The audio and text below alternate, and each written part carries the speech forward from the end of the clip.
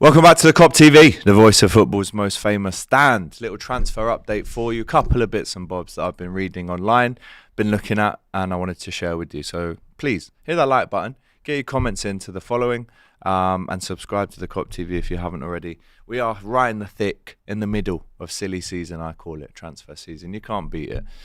Three names I've got for you today. I have just done a video on our partner platform, FanFest, about Alexander Isak. Now listen, let me set the record straight here. I think there is a 10% chance that Liverpool get Alexander Isak. I think if, and it's a massive if, and it's an unlikely if Newcastle do not get Champions League football next season, then that 10% might creep up to 60, 70.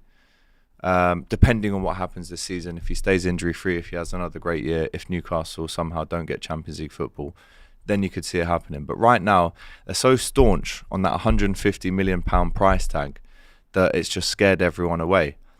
But in the video on FanFest, I did say no top journalists, no tier ones or twos have really come out and emphatically shut this transfer down. They haven't come out and said there is no way, absolutely 0% chance that Newcastle are willing to sell at £150 million, and there is no chance that someone has that money to buy him with.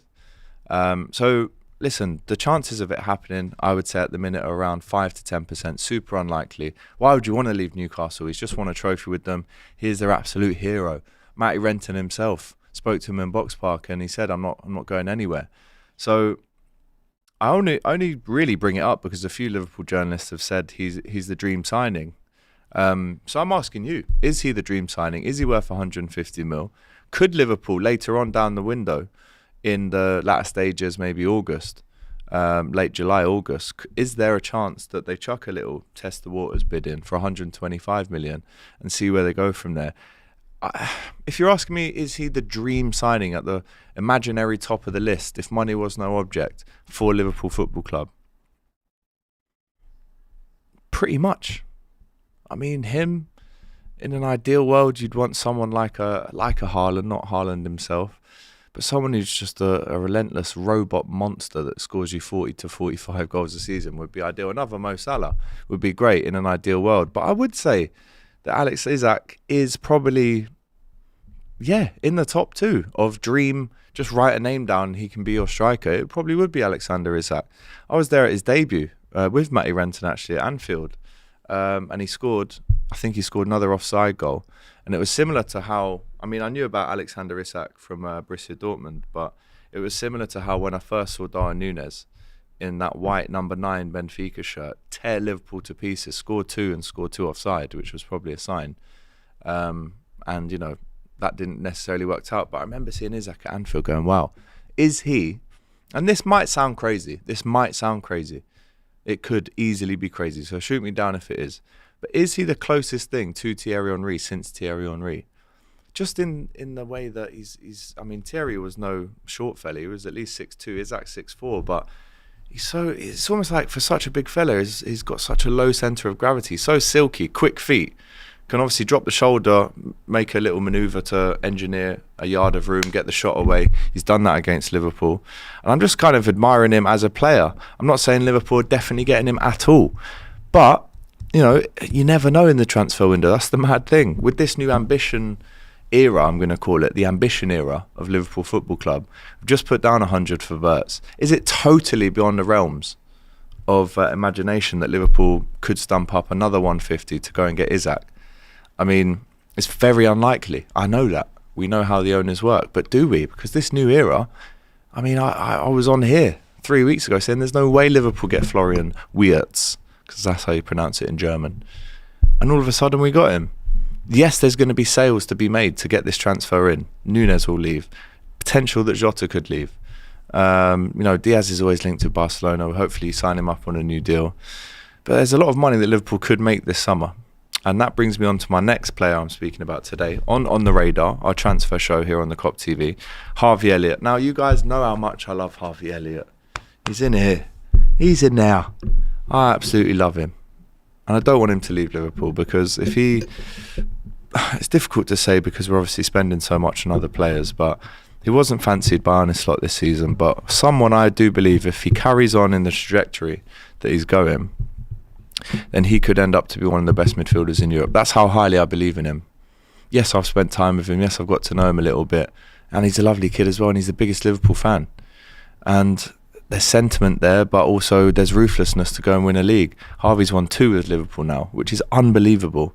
And he should be involved this season. But listen, man, if someone sticks a 50 or a 60 down, you'd have to take it, would you not?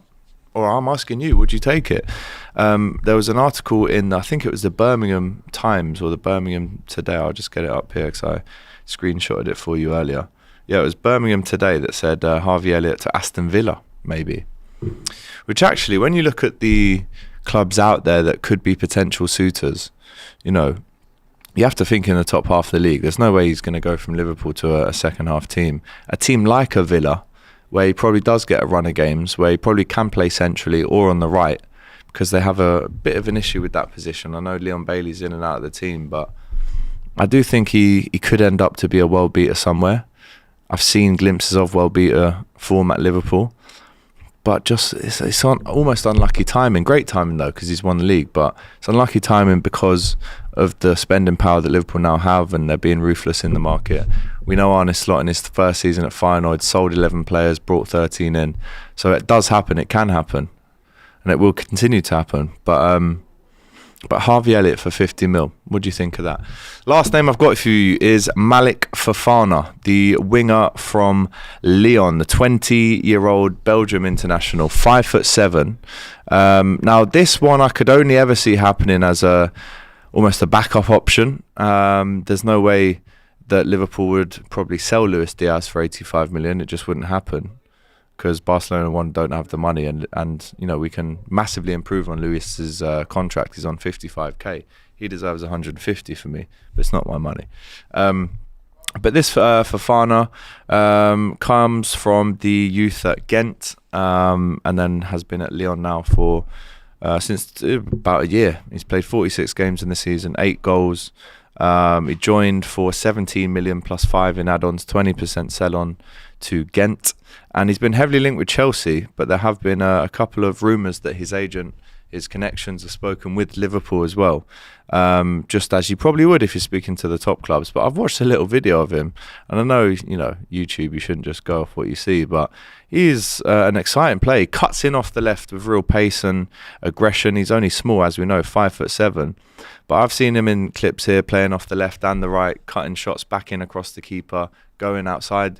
A lot of goals he scores actually are going round the keeper, which is a bit of a throwback these days. Nutmegs and little crosses with the left foot. Nice assist there.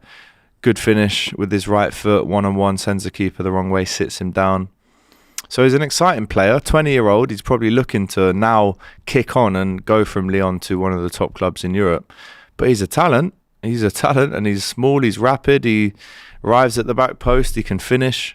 So, I mean, Chelsea are obviously interested in him. Again, how many wingers do Chelsea need, by the way?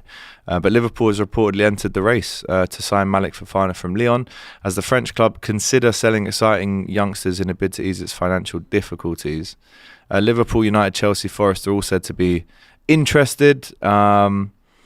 Although it's claimed by L'Equipe that a move to Forest doesn't appeal to the player, considering the calibre of the other clubs that are keen on him.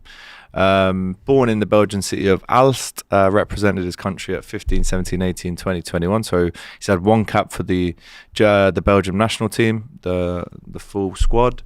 And I like the look of him. I mean, price-wise, I'm not too sure, but I wanted to ask you guys, have you heard of him? Did you know much about the fella when he was linked fairly loosely to Liverpool today? But there's been a few videos made. I know Loz has made one of Malik Fofana to Liverpool 6 hours ago, so I'll go and watch that. But Liverpool have been linked with him, so I thought I'd ask you, because according to L'Equipe, Liverpool have opened talks with the representatives of the winger Fofana. So let me know. He's also with Rock Nation as well, and I think there's a couple players that are on Rock Nation contracts as well, Jay-Z's agency. So listen, interesting one. That Alexander Isak, this isn't a sensationalistic video. I'm not saying anything. I'm just posing it. Could it be done? one day, if that's not now, when could it be? And is he worth 150 mil? And the second question I've got for you is, Hugo Ekitike is obviously another option, but that's going to cost an arm and a leg in as well. But Harvey Elliott to Aston Villa, how do you feel about that one? And what price would it have to be for you to consider it? And Malik Fofana, let me know on the links there. So that was On the Radar. We'll be back on Thursday with another show on the radar, rounding up all the news again. And then, of course, back into Hot Topics on Monday with the main fella, Doyle. So enjoy your day. Smash that like button, get your comments in. Head outside in the sunshine, get amongst it. Bit of exercise. Just been for a little swim myself after winning the old Boots v Shirts game at the weekend. Feeling good. So make sure you are too. Smash that like button, get your comments in. We'll see you on the next one. Take care.